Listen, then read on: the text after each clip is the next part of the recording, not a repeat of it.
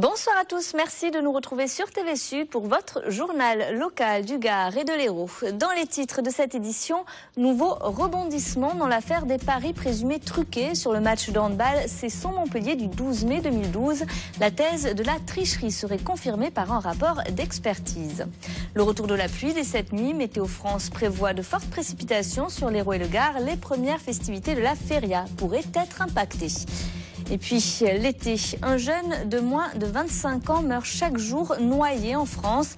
À l'approche de la saison estivale, des actions de prévention sont menées jusqu'à la fin de la semaine dans les piscines de l'agglo de Montpellier. Reportage à la fin de ce journal. Les handballeurs montpelliérains ont-ils volontairement déjoué face à Cesson le 12 mai 2012 ?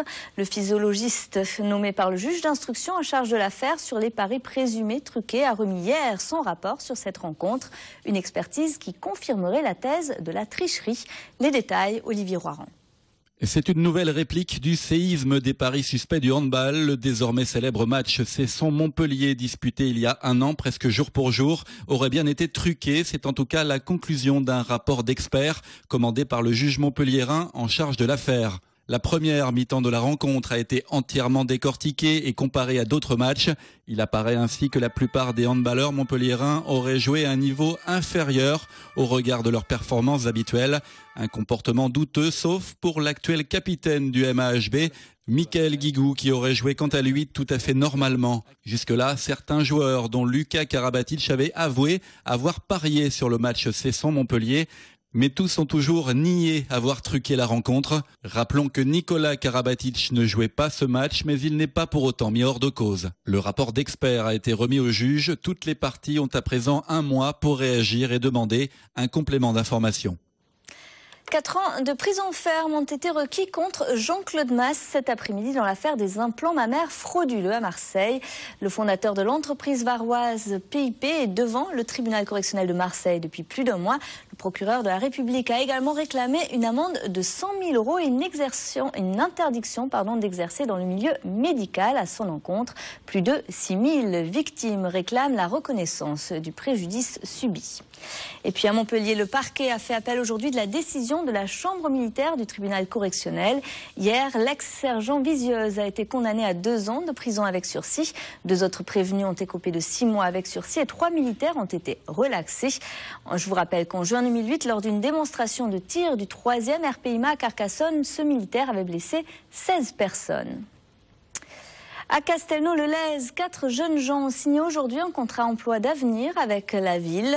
Ce dispositif d'aide à l'insertion professionnelle destiné aux 16-25 ans peine à décoller dans notre département. Un constat que déplore le préfet. Écoutez.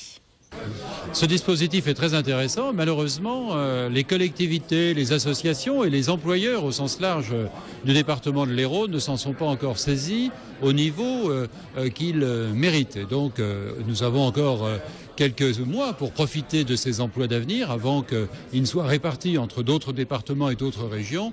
Et je crois que ça serait une bonne chose que tout le monde se saisisse de ce dispositif. C'est en plus un devoir de solidarité que nous devons à nos jeunes gens, que de les faire profiter de ces opportunités financées, je le répète, à 75% par l'État.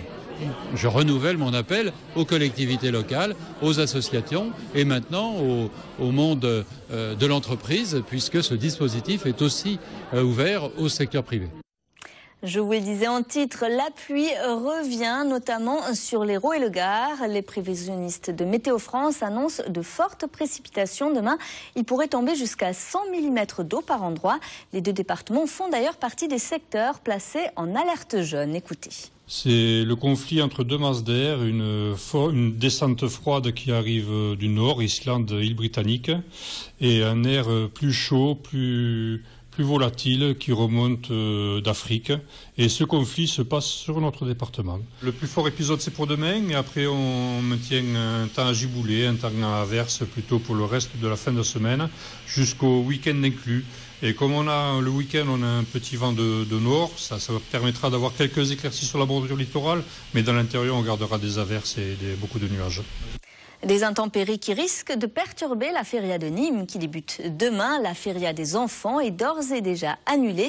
Quant à la pégoulade, il sera décidé ce soir si elle est maintenue, jeudi ou non.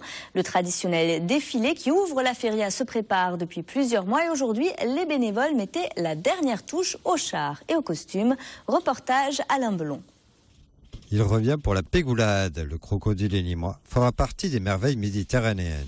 C'est le thème 2013. Tout a débuté en septembre 2012. 9 mois après, associations et équipes de création mettent les touches finales. Comme pour le géant de Rhodes, lui, il a subi des contrôles. On a fait travailler des ingénieurs pour pouvoir vérifier le travail qui avait été conçu par notre décorateur. Et ensuite, on a un bureau d'études qui valide effectivement la non-dangerosité de ce char, puisqu'il est quand même très grand, très lourd et qu'il faut évidemment éviter tout accident avec le public. Pour la réalisation des chars, donc nous travaillons avec une équipe de techniciens, donc à peu près une dizaine d'intermittents qui réalisent l'ensemble des chars. Nous travaillons également avec un chantier d'insertion donc qui s'appelle Présence 30. Et puis nous avons l'ensemble des associations qui elles-mêmes créent leurs propres costumes, leurs propres décors et puis s'associent carrément au projet. Chars et musique sont prêts pour affronter les pavés nîmois, dont le départ sera boulevard Amiral Courbet pour lancer cette feria 2013. On commence par le Nîmes la fête, donc avec un bus qui a été décoré par des jeunes graffeurs et qui va être donc animé par la fanfare Les Payas. Et ensuite, on a tout un tas d'associations parce que la pégoulade, c'est quand même 800 personnes aussi. Donc, on a ensuite tout un tas de groupes de musique traditionnelle, les Africains, etc. Après, on a le crocodile. Après, on a le phare d'Alexandrie, le jardin de Babylone, la pyramide de Khéops, le géant de Rhodes. Oui, tout est bien coordonné. Il y a une suite et il y a des gens qui sont donc là pour animer les chars. Donc il y a des thèmes. Le thème correspond aussi aux costumes, au décor, à la chorégraphie des artistes, etc. Les chars seront animés et réservent quelques surprises.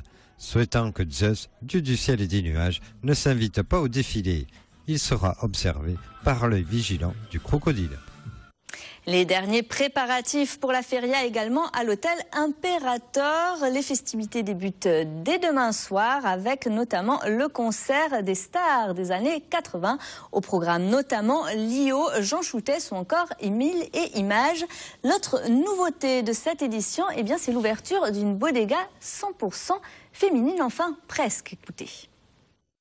La seule chose qui est féminine dans la bodega, c'est le service, c'est le conseil, c'est la DJ aussi, puisque nous avons une DJ aussi qui est la DJ officielle du vin au cœur des femmes, et la décoratrice, donc Karima, qui s'occupe de d'exposer ses photos et son travail. Donc on essaie en fait de travailler avec des femmes, mais la clientèle est ouverte à tous. On n'est pas des féministes, attention.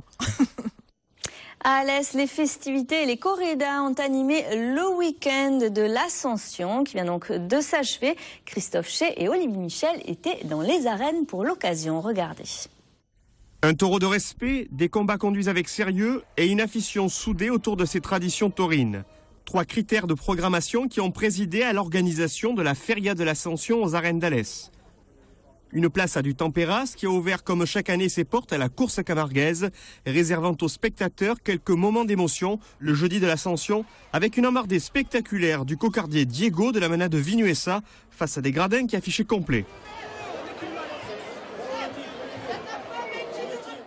Des taureaux spectaculaires en termes de présentation, côté espagnol, avec des applaudissements nourris pour les robes variées des pensionnaires de Thomas Prieto de la Calle, hélas limité de force, mais consciencieusement lidié par le Nîmois Marc Serrano, crédité de l'unique tour de piste de l'après-midi dominical.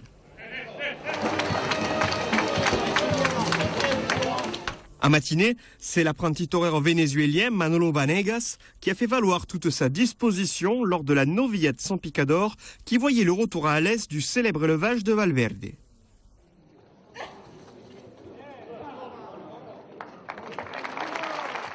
Mais la note du succès est venue de Salamanque avec le triomphe samedi de Juan del Alamo, particulièrement à son avantage devant les taureaux d'Adelaida Rodriguez, consentis avec technique, courage et efficacité, lui valant les 2 seules oreilles de l'après-midi.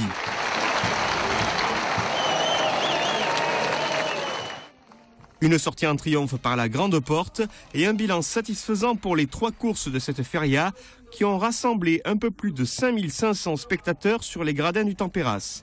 Le seul chiffre à retenir de cette feria. L'Hérault est le département de France le plus touché par les noyades. Pour renforcer la prévention, une campagne d'action est actuellement menée dans les piscines de l'agglo de Montpellier. Jusqu'à samedi, maîtres nageurs et professionnels de l'urgence animent ateliers et initiations. Objectif, inciter le grand public à la vigilance et initier aux gestes qui sauvent. Reportage Justine Pradel et Vincent Prieur. Chef de bassin, on attaque le massage. André a 45 ans, il vient de faire une syncope apnéique. Mais pas de panique, ce n'est qu'un exercice. Les professionnels de l'urgence et les 90 maîtres nageurs sauveteurs de l'agglomération se mobilisent pour prévenir la noyade et initier aux gestes qui sauvent. Chaque année, à l'avant-saison, ce qu'on appelle nous les sauveteurs, l'avant-saison c'est mai-juin. Dès que les beaux jours arrivent, les gens vont à la mer, au lac, à la rivière. La piscine c'est toute l'année. Mais disons que nous on est un réseau de 12 piscines.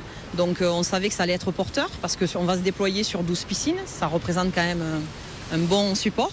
Maintenant l'idée c'est de faire de la prévention et d'avoir une grosse campagne de sensibilisation qui touche l'ensemble des lieux de baignade. En France, pendant l'été, un jeune âgé de moins de 25 ans meurt chaque jour de noyade. C'est la deuxième cause de mortalité chez l'enfant. Les 20 000 élèves des écoles primaires et maternelles sont donc une cible prioritaire. C'est très important parce que c'est toujours dramatique, une noyade déjà chez un adulte, mais chez un enfant d'autant plus.